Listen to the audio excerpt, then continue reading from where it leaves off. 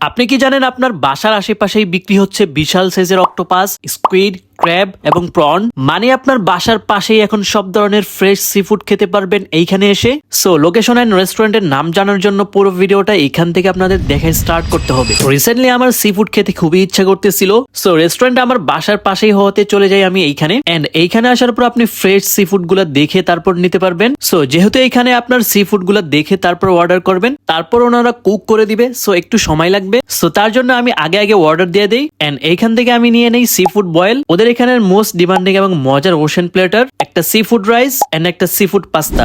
রেস্টুরেন্টটা একটু ছোটখাটো এন্ড সিটিং অ্যারেঞ্জমেন্ট 15 থেকে 20 জনের মতো। প্রথমে আমি ট্রাই করি ওশেন প্লেটার, যেখানে ছিল ক্র্যাব, প্রন, স্কুইড, অক্টোপাস, সবগুলো সি ফুড একদম ফ্রাই করা থাকে। ভাই এটা আমার কাছে অনেক বেশি মজা লাগছে, একদম 10-এ 10।